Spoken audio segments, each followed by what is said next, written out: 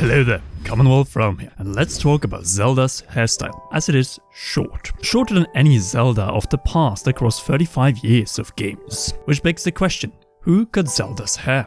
Was it A, herself, B, the master of all crafts of Hyrule, aka Link, C, a talented stylist somewhere in Hyrule, or D, Purah, who wanted to spice up the princess's style? Is this a joke theory? Both yes and no, since we are looking for answers on a psychological, relationship, story, and commercial gameplay level. So be sure to leave a like, the more the better, for 35 years of Zelda, and if you're new, then welcome, and please subscribe if you haven't already, preferably with notification bell on, and again for all notifications. First out, let's go over the psychological, which ties to Zelda's great mental struggle. We all know how Princess Zelda, upon her mother's passing, struggled for 10 long years to unlock the dormant sealing power of the blood of the goddess. It was after a lack of her ability to face her duty that first made her loathe Link. Then, his life-saving skills made her fall in love with him and finally awaken her power, though a little too late for Link 100 years ago.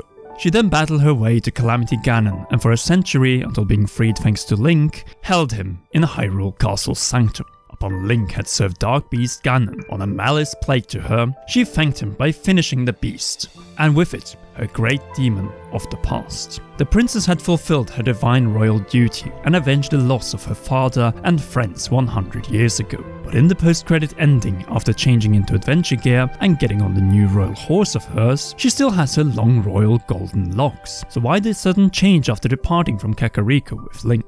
Well, most of all, mental trauma to her failed royal past. And what is her most visible symbol of that past? Her long, heavy princess hairstyle. So obviously Zelda will make the decision to make the big chop. This makes sense on so many levels, from a possible theme of change in the Zelda franchise, and the fact that change sometimes is even necessary after sticking to long-haired princesses for over 35 long years. Another reference is Japanese culture, where the theme of cutting off your ties to your past is often demonstrated through manga and anime in cutting off hair.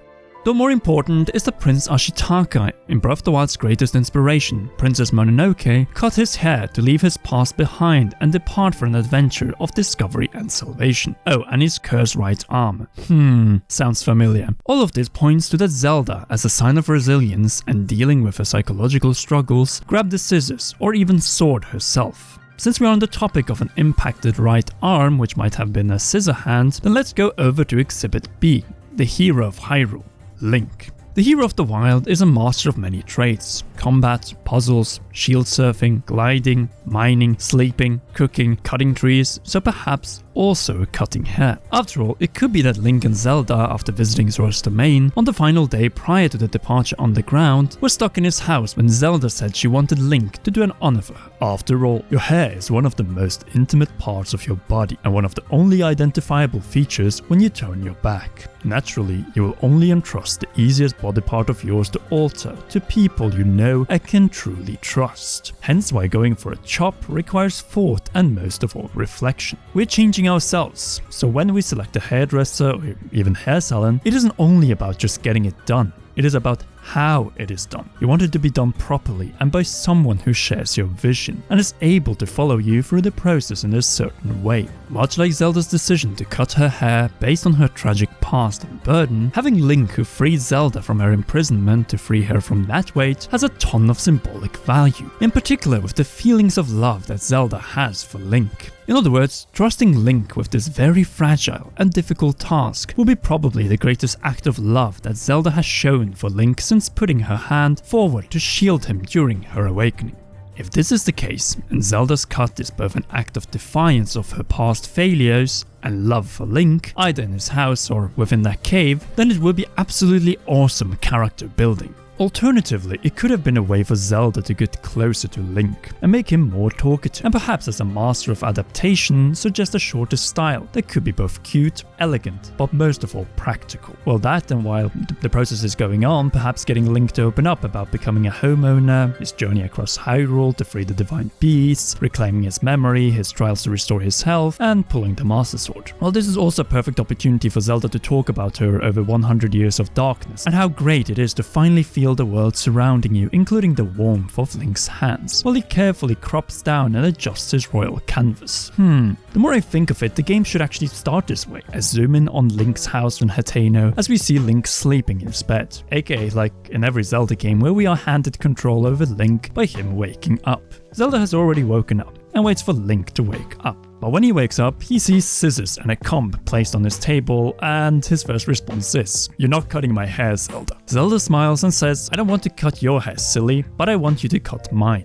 And short, since I need a change." And then Link thinks about it for a second before taking the initiative, and as we see Link picking up the scissors, we also see Zelda asking Link about his past quest, and Link's 4 objectives in Hyrule during Breath of the Wild: the Divine Beasts, meeting the spirits of the champions, reclaiming his memories, the Master Sword, and finally, saving her. In return, Link asks about Zelda's perspective through a text box, and she shares her painful memories while Link gets rid of those, at least metaphorically, since let's think of it that Link gets rid of the hair and at the same time the weight that represent everything bad that happened in Zelda's life, beginning from her mother's passing. This is a perfect way of letting go of what happened in Breath of the Wild and also over 100 years ago, and set the stage for a new blank page in the new quest. It is all about the present, and perhaps a little bit about the distant past. Ganondorf. Giving a recap to newcomers who for some reason did not play for Breath of the Wild, while also offering us returning veterans of the Wild a very personal moment between Link and Zelda, as we see how their relationship has developed since we saw Zelda smile in the true ending of Breath of the Wild. Or Zelda just went like most other girls at her age to a professional who could get rid of the heavy weight on her shoulders and style it to perfection, no puns intended. But as a part of, say, a gameplay mechanic, unless Zelda is Link's stylist and Link is Zelda's stylist, which I would absolutely love with a hairstyle customization palette for Zelda like this one, or this one concepted by Norlis manga artist Marlin Falk for Link. Most of us are not hairstylists, and instead we need to visit one to fix our hairdo, like, well, myself. So it would make sense if the Zelda team wants to allow for more customization to have a hairstylist barber in the game. In particular, since we had so many different types of headgear in Breath of the Wild. One clear-cut example would be Sarge from the Hateno dye shop, though I'm not sure if Link and Zelda are ready for taking that step yet. Though Link could, for amiibo, already wear the fierce deity silver hair, which looks completely badass on him. More customization, yes please. And just like that, we have gone over Zelda's hair and her psychological aspect, the love aspect between Zelda and Link, and the gameplay aspect with more customization options and making Zelda having shorter hair for the sake of some sort of maybe playability. In other words, solid arguments for alternatives A, B, and C from our opening question. But what about D, Puro? The fashionista of the Sheikah scientist who was clearly too cool 100 years ago to wear only white, boring hair. That is also a possibility, though interestingly, all 4 that we have listed point to the act of Zelda cutting off the weight of her difficult past likely took place in Hateno, either in Link's house, Sarge's dye shop, or Puro's lab. Finally, I would like to mention Paya in Kakariko, who, as a female near Zelda's age, who also has great sense and style of hair, and also some reservations of her own, could also have done such a great job. Personally, I like all the options, but I feel like the most fitting of all of these despite options, and then also Zelda taking matters into her own hands, is that she trusted Link with the task. And if this was the case, then believe me that we need a cutscene, as this could easily set up the love thread between Link and Zelda in this game, a relationship that will likely only developed through their adventures. Or who do you think cut Zelda's hair so that she could get a reaction from Ganondorf? Also, which Zelda's hairstyle in the series over 35-year-long history is your favorite? Sound off in the comment section down below. If you enjoyed this different Zelda theory, well, if you can call it a theory, then leave a like and share this video. Subscribe if you haven't already with notification bell on and for all notifications. A big thanks goes as always to all our great patreon.com/commonrealm patrons who makes these videos possible, and in particular our royal producer Charles Shash. And all of you, please enjoy one or both of these 2 awesome videos.